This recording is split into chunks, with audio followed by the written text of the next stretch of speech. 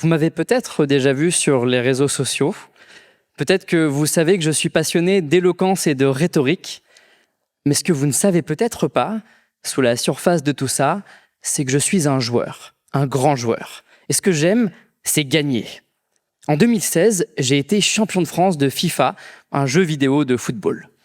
En 2019, j'ai été 3e mondial d'un jeu mobile un peu absurde, avec 2 personnages qui se tapent la tête contre un ballon sur un téléphone. Peu importe le jeu, mon objectif, c'est de gagner. J'ai été passionné de poker, j'ai joué parfois jusqu'à 10 tables, et j'ai été 2 fois vice-champion du monde de débat francophone.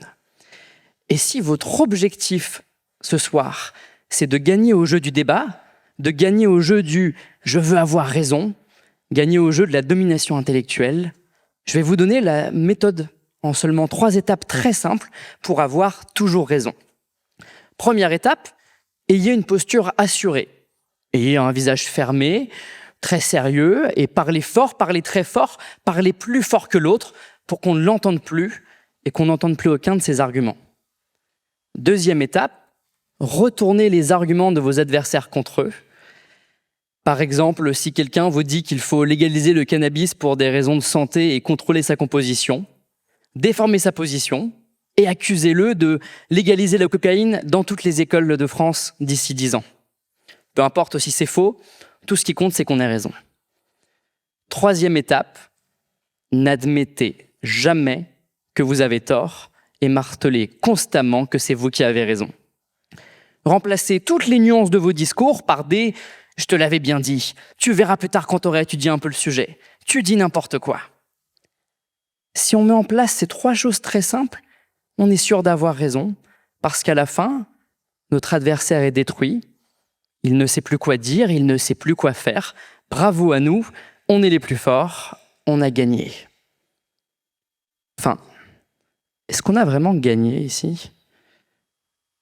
Ça, c'est ce que je croyais il y a 10 ans, quand je faisais des compétitions. Et je crois que je me trompais de jeu. Ou peut-être que je me trompais de règles. Parce que si on fait le bilan, le compte de tout ça, oui, on a gagné un peu d'ego, mais on n'a pas fait changer d'avis notre interlocuteur. Oui, on a gagné un peu de fierté, mais on a détruit une relation avec l'autre. Si l'objectif, c'est vraiment de faire changer d'avis, ici, tout ce qu'on a fait, c'est de changer une relation et de manière négative. Parce que lorsque l'autre n'a plus la force d'argumenter, n'a plus l'énergie, il n'a plus la force de bouger, et donc il n'a plus la force de changer d'avis. Et ça, c'est arrivé parce qu'on a commis une erreur. On a joué au jeu de la confrontation. Or, sauf à être au 2e tour de l'élection présidentielle, et encore, il n'y a pas de compétition, il n'y a pas de match, il n'y a même pas d'adversaire. Il y a juste 2 personnes avec leurs idées, leurs convictions, leur parcours, qui échangent entre eux. Et donc, plutôt que de s'arrêter à la surface des procédés et de qui a gagné le débat, on peut aller plus loin. Parce qu'on ne change pas d'avis avec des arguments, on change d'avis avec des rencontres. Et donc, le vrai enjeu d'aujourd'hui, ça va être de vous proposer 3 règles que j'ai apprises de mon expérience de ces 10 dernières années qui permettent de passer d'un débat un peu de surface où les idées ne font que voler et s'entrechoquer pour avoir un vrai échange où peut-être qu'à la fin, quelqu'un changera vraiment d'avis. La première règle, j'en ai pris conscience lorsque j'ai donné mon premier atelier de débat dans un collège. J'avais en face de moi 10 collégiens qui avaient envie d'en découdre et qui avaient hâte de porter leurs convictions. Et je leur ai proposé un exercice qui s'appelle le débat mouvant. Je leur propose d'imaginer une ligne qui représente la neutralité au milieu de la salle, qui sépare la classe en 2 camps, le camp des pour, le camp des contre. Et je leur donne un sujet. Par exemple, êtes-vous pour ou contre la peine de mort ? Pas très original, je vous l'accorde, mais ça a le mérite de l'efficacité. Et ensuite, je leur demande de se placer dans la salle en fonction de leur position. S'ils sont pour, ils vont dans ce camp-là. S'ils sont contre, ils vont dans ce camp-là. Mais la petite subtilité, c'est que plus ils vont loin dans la salle, dans leur camp, plus ça signifie qu'ils sont affirmés dans leur position. Si quelqu'un va au bout du camp des contre, c'est vraiment qu'il considère que la peine de mort est presque pire que le crime qu'elle condamne. Si quelqu'un va dans le camp des pour à 2 sur 10, proche de la ligne, c'est sûrement qu'un argument a fait pencher la balance en sa faveur, mais qu'il n'est pas très affirmé non plus. Et ensuite, je leur donne la parole, un par un, quelqu'un pour, quelqu'un contre, quelqu'un de très affirmé, de moins affirmé. Et alors qu'au départ, ils étaient assez vigoureux, petit à petit, je m'efface. Je recule dans la salle et je les observe s'avancer physiquement les uns vers les autres et en même temps s'avancer intellectuellement les uns vers les autres. Et au bout de 30 minutes, je ne me prends plus la parole et je les vois ensemble en train d'échanger, de se comprendre, de discuter et de changer d'avis en construisant une pensée à l'issue du débat. Et cet instant-là, suspendu dans le temps, il a cristallisé une pensée que je n'ai cessé d'avoir depuis. Dans un débat, il n'y a pas deux camps qui s'opposent. Il n'y a pas un camp pour et un camp contre. Et souvent, c'est un réflexe qu'on a lorsqu'on veut débattre. Très vite, on essaie de catégoriser. Est-ce qu'il est pour, est-ce qu'il est contre? Ce qui finalement veut dire, est-ce qu'il est avec moi ou est-ce qu'il est contre moi? Est-ce que je vais l'attaquer ou est-ce qu'on va être amis? La première règle, c'est de comprendre qu'il y a un nuancier de position, qu'il y a autant de positions que d'individus. Et que si on veut avoir un vrai débat, qui n'est pas un débat de caricature, il faut qu'on arrive à mettre le doigt sur la vérité de cette position. Où se place réellement mon interlocuteur, pas seulement dans un seul des deux camps.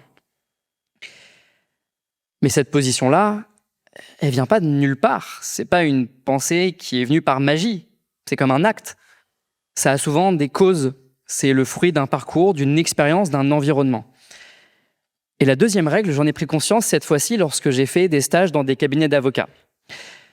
Parce que la question qu'on pose le plus à 100% des avocats pénalistes, à tel point qu'ils n'en peuvent plus, c'est « Mais comment tu peux défendre un criminel? Comment tu arrives à dormir le soir alors que la journée, tu mets en valeur les actes d'un monstre ?» Et la réponse de 99% des avocats, c'est de dire « Lorsque je défends, je ne suis pas là pour faire croire qu'un coupable est innocent. Je ne suis pas là pour justifier un acte. Je ne suis pas là pour l'excuser. Je ne suis pas là pour dire que c'était pas si grave. Je suis là pour échanger avec la personne et essayer de comprendre ce qui, dans sa vie, a contribué à ce que cet acte-là survienne un jour. » Et de la même manière, quand on parle avec quelqu'un qu'on considère comme un criminel de l'idée, qu'on considère comme complètement con, disons-le parfois, eh bien, il faut essayer d'aller comprendre ça, d'aller comprendre si la pensée, elle vient d'un « j'ai vu ça quelque part » ou « j'ai lu ça quelque part » ou de « j'ai vécu ça qui m'a fait penser ça ». Et ça ne veut pas dire qu'à la fin, on sera d'accord avec ça. Et ça ne veut pas dire qu'on excuse cette pensée-là. Ça veut juste dire qu'on la comprend et donc qu'on peut avoir un vrai échange à partir de là. Parce qu'on sort des caricatures et de cette surface-là. Donc j'accapitule, au départ, on avait juste un gros con qu'on ne comprend pas. On a avancé, et maintenant on a un gros con qu'on comprend un peu. Et puis en creusant encore un peu, on a quelqu'un dont on se dit qu'il est peut-être pas si con, qu'on comprend finalement pourquoi il pense ça, même si on n'est pas d'accord. On arrive à le concevoir. Et à ce stade-là, on peut encore commettre une erreur. On pourrait encore se dire « Parfait, maintenant que je sais ce qu'il pense et pourquoi il le pense, je n'ai plus qu'à adapter mes arguments et je n'ai plus qu'à lui montrer son ignorance en pointant ses incohérences et ça ira, je vais gagner. » Et là encore, c'est une erreur.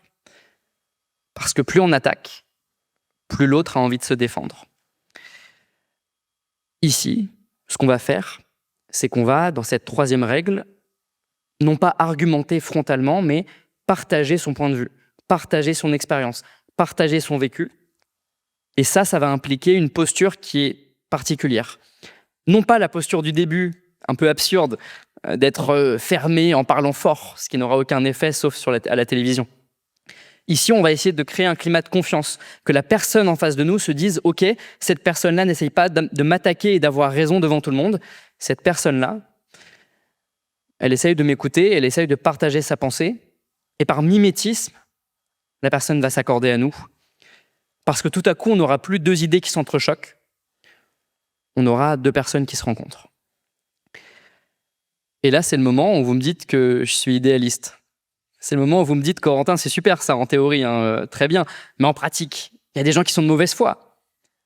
J'en ai pas croisé tant que ça en réalité, quand je creuse. Ou alors, vous me diriez que la politique, c'est un rapport de force et qu'à un moment, il faut aussi se battre, il faut y aller, parce qu'il n'y a pas le choix, parce qu'il y a une urgence. Ou encore que c'est manipulateur, parce qu'on fait croire un climat de confiance pour contourner l'esprit critique. Et à ce moment-là, je ne vais pas faire l'erreur d'essayer de vous convaincre par un argument. Je vais juste vous partager une expérience que j'ai vécue et qui fait que je pense tout ce que je vous dis depuis quelques minutes. Depuis quelques années, c'est des règles que j'aborde avec des étudiants. Et évidemment, ces étudiants-là, ils sont très convaincus, ils considèrent que toutes les personnes en désaccord avec eux sont des opposants. Et sur les premières heures de cours, à chaque fois, on a, avec mon collègue, ces remarques-là, de « mais ça marche pas du tout », ou « les gens sont de mauvaise foi, j'arriverai jamais à les convaincre comme ça, il faut attaquer ». On leur dit de nous faire confiance. Attendez la fin du cours.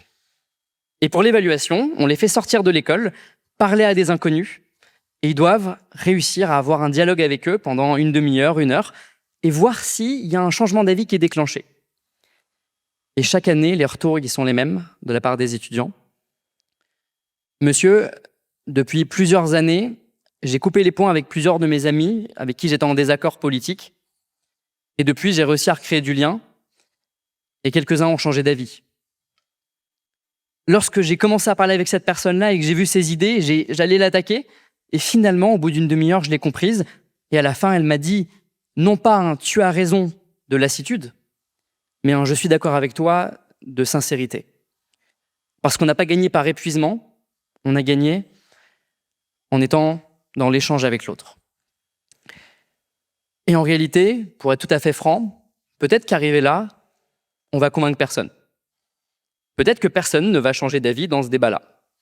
Ou peut-être que ça mettra 2 ou 3 ans, ce qui ne sera possible que si on arrive à avoir une relation long terme.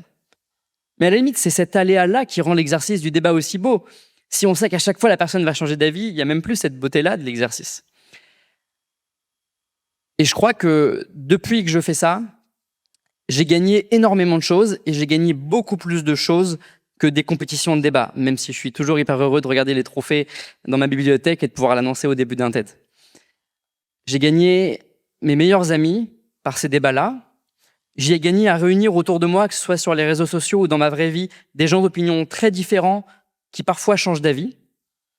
J'y ai gagné moi-même parfois des changements d'opinion, alors même que j'étais très campé sur mes positions. J'y ai gagné finalement des gens autour de moi qui changent d'avis à mon contact parce qu'ils me font confiance et parce qu'on a une écoute mutuelle. Et donc finalement, je gagne plus beaucoup de débats avec un « j'ai raison », mais je gagne beaucoup de changements d'avis et j'y gagne moi-même beaucoup dans mes positions. Et je crois que c'est ça qui compte le plus.